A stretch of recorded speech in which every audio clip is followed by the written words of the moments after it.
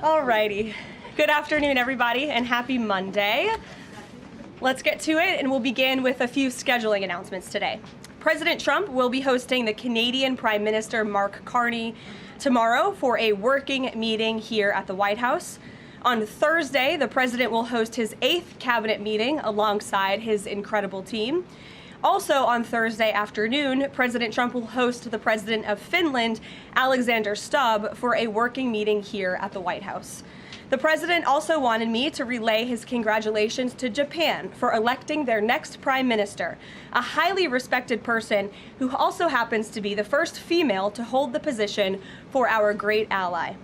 While President Trump continues to negotiate peace deals, meets with world leaders, and celebrates the 250th birthday of our United States Navy, as you saw he and the First Lady do just yesterday, Democrats, unfortunately, are continuing to play political games. And we are now in day 6 of the Democrat federal government shutdown. Millions of American federal workers are under enormous financial stress as a result, wondering how they will pay their bills and take care of their families. If the Democrats do not vote to open the government tonight, federal workers will not receive their next full paycheck. Additionally, the special supplemental nutrition program for women, infants, and children will run out of federal money very soon. This program provides vouchers to buy infant formula, fresh fruits and vegetables, and other healthy foods for low-income families. It can be easily fully funded if Democrats simply vote tonight to reopen the government. Also, our incredible military service members who risk their lives to preserve and defend our country are now working without pay and will miss their next paychecks if this Democrat shutdown does not end tonight. The Republican-backed clean and nonpartisan funding bill fully funds this important food aid program, gets our troops paid, and reopens the government. So all of this begs the question, what is the Democrat ongoing shutdown truly about? The sad truth, we believe, is that the Democrats intentionally shut down the government and are inflicting this pain on American citizens to try and demand free health care for illegal aliens. Of course, this is an indefensible and truly radical policy to be in favor of, let alone to use as the primary reason to shut down the United States government. So the Democrats and their allies are desperately lying about their true motivations. We have to set the record straight with the facts so the American people understand what's really at play here. House Republicans passed a clean and nonpartisan funding bill to keep the government open and ensure our troops and other hardworking Americans are paid. Every single House Democrat except one voted against this clean and nonpartisan funding bill. Senate Republicans have subsequently tried to pass this same clean funding bill 4 separate times, and they will do so again tonight, to fully pass it to be sent to the president's desk for signature. And the president is ready to sign this bill to reopen the government as soon as it is sent to his desk. Yet every single Senate Democrat except 3 have voted against this clean and nonpartisan funding bill. The Democrats' current position is that the only way the American government can reopen is if illegal aliens can get free health care. Don't take my word for it, just look at what's inside of the Democrats' proposal to reopen the government. Their funding proposal would result in nearly $200 billion spent on health care for illegal aliens and other non-citizens over the next decade. To put this in perspective, $200 billion is enough money to fund the entire children's health insurance program, which provides health insurance to low-income children and women. Under the Democrats' proposal, the millions of illegal aliens who improperly were granted asylum and paroled under the Biden administration would once again be allowed to receive Medicaid benefits. It does not end there. The Democrat proposal would also require Medicaid to pay more for emergency care provided to illegal aliens than it does for American patients who are disabled, elderly, or children. When someone shows you who they are, believe them. The Democrat Party has unfortunately closed our government, costing Americans their jobs, threatening our military readiness, harming our economy, and causing chaos, all to help the illegals who broke into our country. Instead of holding illegal aliens accountable and removing them from our country, which is what this administration is trying to do every day, the Democrats want to give them the free benefits paid for by the American taxpayer. Democrats in 2025 are for illegal aliens first and Americans last. This is the reality we are unfortunately facing right now in Washington, D.C. President Trump and Republicans will not give in to these radical demands. The president and Republicans have a sacred responsibility to serve and protect the interests of their constituents, the American people. That's why we are backing a clean and nonpartisan funding bill with no strings attached to reopen the government. Democrats should do what they did 13 separate times under Joe Biden and vote for this exact same type of funding bill. Now the Senate will vote tonight for the 5th time to reopen the government on the 6th day of this shutdown. All we need are an additional 5 Democrat senators to end this madness and vote for the clean funding bill to reopen the government. If you are an American watching at home right now, call your Democrat senators and tell them to do the right thing and end this shutdown. With that, I will take your questions. Here in our new media seat today, we have Elizabeth Mitchell from the Daily Signal. Elizabeth, thanks for being here, and please kick us off. Thank you for having me. I have 2 questions. First, President Trump told reporters yesterday that firings of federal employees are taking place right now. In which departments have people already been fired from their federal jobs due to the shutdown? The president was referring to the hundreds of thousands of federal workers who have been furloughed as a result of this federal government shutdown, both here at the White House and across the entire federal government. At agencies across the board, there are federal workers who are staying home. Many of them work in the White House. You know them. Some of them sit just behind me at those desks. They are unable to show up to work right now because the Democrats chose to shut the government down. And so we're already, unfortunately, seeing the consequence of this. And then, of course, the Office of Management and Budget is continuing to work with agencies on who, unfortunately, is going to have to be laid off if this shutdown continues. And Secretary Robert F. Kennedy Jr. said the FDA was required by federal law to approve the new abortion pill last week. Is the administration considering steps to undo this in light of requests from pro-life Congress members and organizations? I think Secretary Kennedy and the Department of Health and Human Services, as I addressed in the briefing last week, were following the law, and we will continue to do so. As I said last week as well, it's not an endorsement of this drug by any means. It's just a law that they were following. Jennifer. We heard you say that you want people to call their Democratic senators. Is the president calling Democratic senators himself? Can you say what he's doing today to resolve the shutdown? Yep, I was just in the Oval Office. He was on the phone with Speaker Johnson. He's also spoken with the Senate Majority Leader, who are in touch with, of course, moderate Democrats and Democrats across the board, who we understand hopefully want to do the right thing by their constituents to reopen the government. So the president is being kept very well apprised of the ongoing shutdown on Capitol Hill. And of course, his position is very clear. There's nothing to negotiate, just reopen the government, and then we can talk about all the important issues facing our country. So he hasn't called specific members of Congress? Not to my knowledge, no.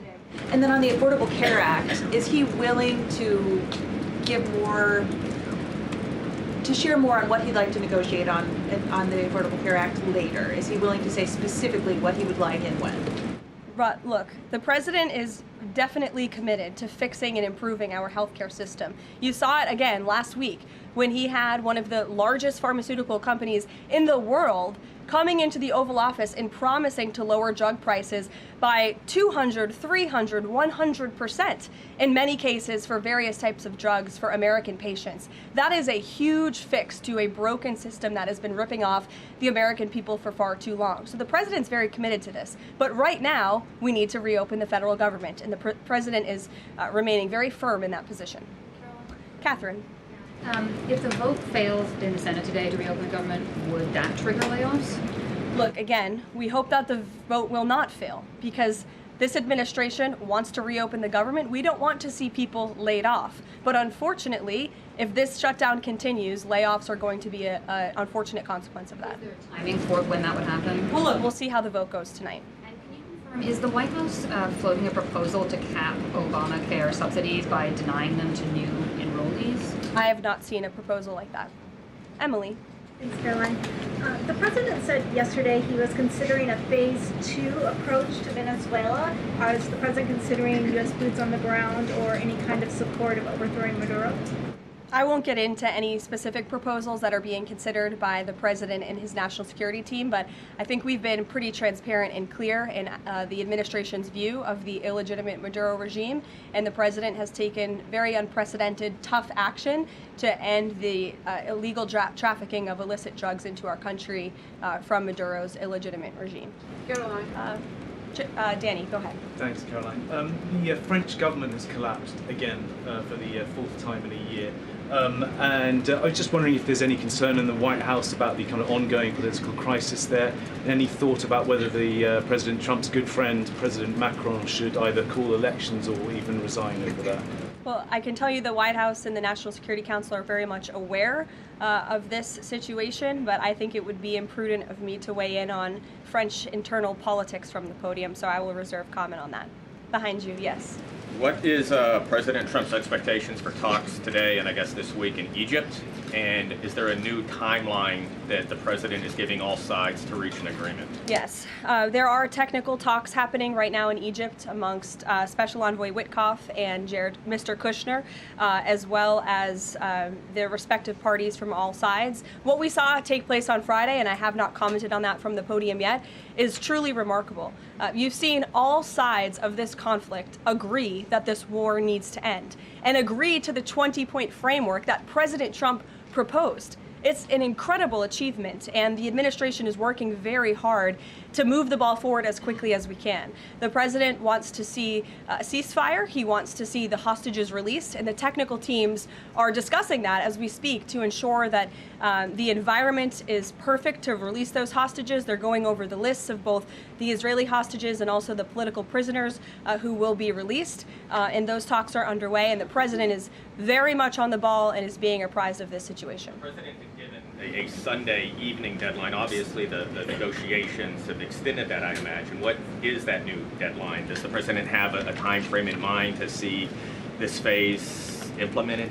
Well, the Sunday evening deadline was to hear back from Hamas on the proposal one way or another. And of course, on Friday, Hamas put out a very clear statement in the president's view that they accept the president's framework, and that's why those technical talks are now underway. But again, we want to move very quickly on this, and the president wants to see the hostages released as soon as possible. Steve. How long do you expect those technical talks to last, Caroline? I don't want to draw a red line up here, Steve. Of course, it's very important, as I just mentioned, that we get this done quickly. That's how the president's team feels, so we can get some momentum, get the hostages out, and then move to the next part of this, which is really ensuring that we can create a lasting and durable peace in Gaza and ensure that Gaza is a place that no longer threatens the security of Israel or the United States. What do you expect to be on the agenda for the president's meeting with the Prime Minister of Canada tomorrow? I'm sure trade will be a topic of discussion tomorrow and all of the other issues that are facing both Canada and the United States. I know the president looks forward to having that discussion with Carney in the Oval Office. Caitlin. Thanks, Caroline. I have two questions. On the layoff of federal workers, potentially, the president said yesterday that Democrats will be to blame if federal workers lose their jobs. Historically, though, in past shutdowns, workers have been furloughed, but they have not been laid off en masse. So wouldn't that be the president's call to lay people off? As I've said repeatedly, Caitlin, this conversation about layoffs would not be happening right now if the Democrats did not vote to shut the government down. And as I also said last briefing as well, we are $37 trillion in debt, and the government is not receiving any cash. So someone has to look at the balance sheet and be good stewards of the American taxpayer dollar. And layoffs are an unfortunate consequence of that.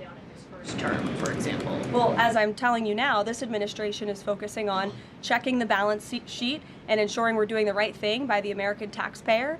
And again, these conversations about layoffs would not be happening in the White House today if not for the Democrat shutdown. And they have a choice to change that. They have another opportunity tonight to do the right thing to reopen the government.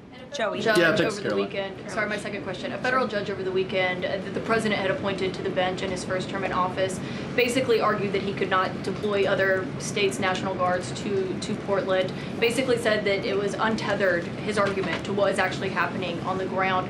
Which local officials in Portland have said that the National Guard is needed there? With all due respect to that judge, I think her opinion is untethered in reality and in the law. The president is using his authority as Commander-in-Chief, U.S. Code 12406, which clearly states that the president has the right to call up the National Guard in cases where he deems it's appropriate. And if you look at what has happened in Portland, Oregon, for more than 100 nights, I was talking to our law enforcement team about it this morning, for more than 100 days, night after night after night, the ICE facility has been really under siege by these anarchists outside. They have been disrespecting law enforcement. They've been inciting violence. We saw, again, a guillotine rolled out in front of this federal building. And so the president wants to ensure that our federal buildings and our assets are protected.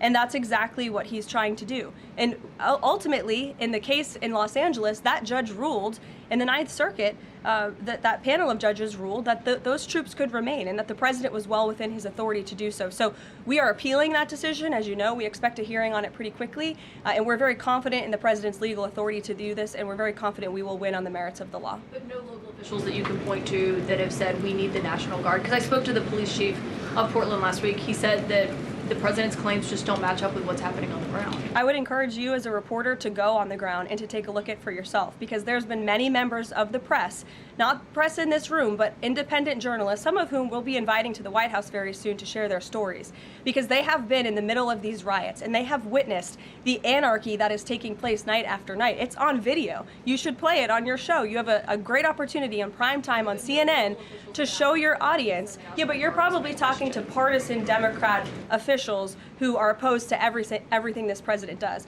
You should also ask the people who live in Portland. We've actually heard from many members of the community who have said that this is complete civil disobedience. It's a mess. It's been loud. It's been troubling for neighbors in the community who are just trying to live peacefully.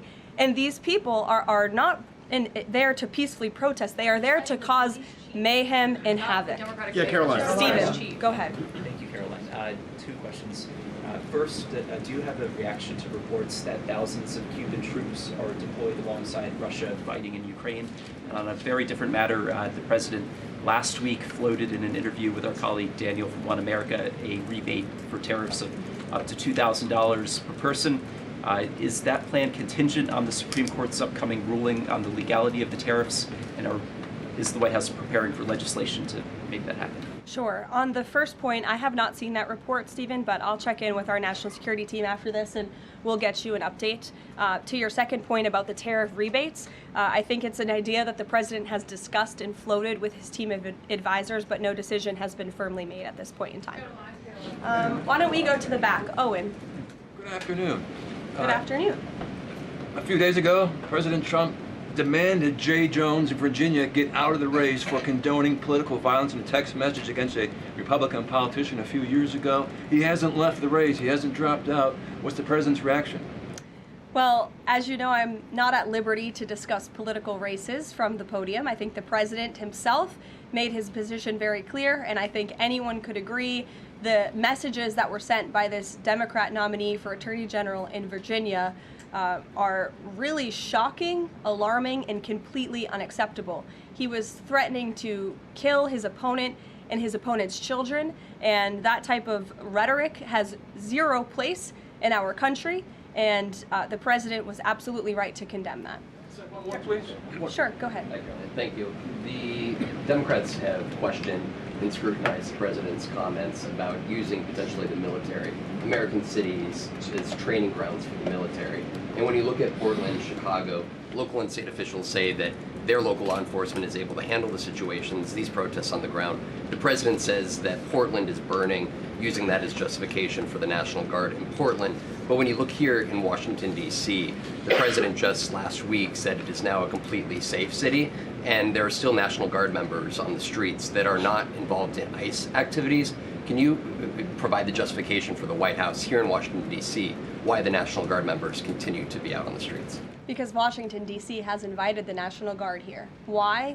Because the mayor is doing the right thing, unlike mayors in other cities like Portland, as Caitlin and others have pointed out, who refuse to see that there are positive results from when local law enforcement works with federal law enforcement to do the right thing on behalf of their citizens. And Washington, D.C. is no doubt a safer city right now, today, than it was a few months ago when President Trump started this initiative to make D.C. safe again. And the National Guard is still here because the president and the mayor agree that it's a good thing for the city. Just like you're seeing in Memphis, for instance. We'll have National Guard deployed to Memphis. We have federal agents who are on the ground working with state and local law enforcement. The state police in Tennessee are part of this effort. The local metropolitan police in Memphis are part of this effort. State and local law enforcement and federal law enforcement should be working together. And it's a shame that we see in some cities across the country that their mayors are just simply refusing to cooperate because they don't like Donald Trump. And that's what this boils down to. And I don't think any American would disagree that Chicago needs more law enforcement reinforcements, that they need more resources. Look at this headline from over the weekend. At least 30 people shot during the weekend in Democrat-run Chicago. 5 of them were killed in one weekend. This is completely unacceptable, and the president wants to make American cities safer, and he's willing to work with anyone to do it. If the courts allow you to ultimately send in the National Guard into Chicago and Portland, do Democrats not have reason to be concerned that there are long-term plans by this administration to keep U.S. military or the National Guard in American cities, like what we're seeing here in Washington? Why should they be concerned about the federal government offering help to make their cities a safer place? They should be concerned about this. They should be concerned about the fact that people in their cities right now are being gunned down every single night. And the president, all he's trying to do is fix it. And there has been a complete smear campaign by the Democrats and the media, quite frankly. I was reading Political Playbook this morning, one of the most inside the Beltway newsletters you can find. And you guys are framing this like the president wants to take over the American cities with the military. The president wants to help these local leaders who have been completely ineffective in securing their own cities. And we have already seen there's a positive formula for that. Look at Washington, D.C. The murder rate has declined significantly. Our streets are safer. People who live here feel safer. All of you in this room, I know you do, you just won't admit it. And it's a proven system that works, and the president wants to make America's cities safe again. And I don't think there's anything wrong with that. Michael. Thank you, Caroline. 2 questions, if I may. Because the mayor wants them. Michael. These talks in Egypt, if Hamas does agree to relinquish power and give it up, cede power to this transitional technocratic government, if that does happen, would the Trump administration then recognize a Palestinian state? Look, I don't want to get ahead of the technical talks right now, Michael. They're extremely sensitive. They're taking place, again, as we speak, and there's a lot of, there's many things to discuss, of course. This is hopefully we expect and we hope going to be one of the greatest peace deals this world has ever seen. And the Trump administration is working diligently and working very hard to get there. And as I said, Friday, all terms agreed. We have the Arab countries who are working with us. Of course, Israel has been incredible in cooperating with the president's plan and agreeing to it. And we're very hopeful, and we expect that to continue. You tweeted about this over the weekend. Thank you. I was going to you in the blue shirt and tie. Thank you, Caroline. You're welcome. The Daily Mail. Today, the Supreme Court declined to hear Ghislaine Maxwell's appeal. Will Trump rule out granting her clemency? Is that something the White House is considering? It's not something I've heard discussed, and we don't comment on clemency requests that may or may not have been made, but I'm certainly not tracking that one at this point in time. Caroline. Jordan, go ahead. Thank you, Caroline. So we're talking about these radical groups in Portland and Chicago. I know the president has spoken about potentially going after George Soros with RICO charges and for funding all of this violence. Has there been any update on that? And also, is the administration looking into the other nonprofits, maybe taking away their 501c3 status for funding this violence? And one more question. Sure. The financial backing of these groups, particularly Antifa, is certainly something the administration is looking into aggressively. And the federal government has never really been mobilized or tasked with doing that. So we're kind of kickstarting that into gear. The FBI is working on it alongside the White House's Homeland Security Task Force. We have our intelligence community looking into this as well. And even the Secretary of Treasury is involved with these matters since they are financial in nature.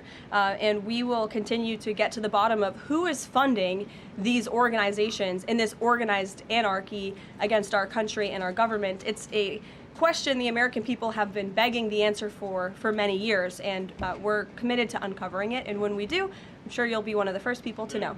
Separately, Caroline. Thank you. So Gaza, under the president's plan, is going to be governed by a transitional governance of a technocratic, apolitical Palestinian committee made up of qualified Palestinians and international experts.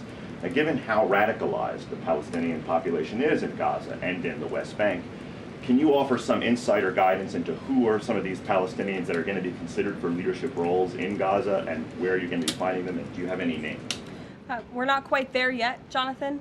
The president believes peace is possible in Gaza, and that's why he presented this detailed and comprehensive plan. The first step of that is securing a ceasefire and releasing the hostages, and then those conversations about ensuring a durable and lasting peace can continue. But what do you need to have peace in a region like Gaza that's been war-torn for far too long? You need security guarantees and you need good governance. And so those will be two of the priorities that this administration is focused on. If I may, the president has said he wants the government to reopen this week in a deal.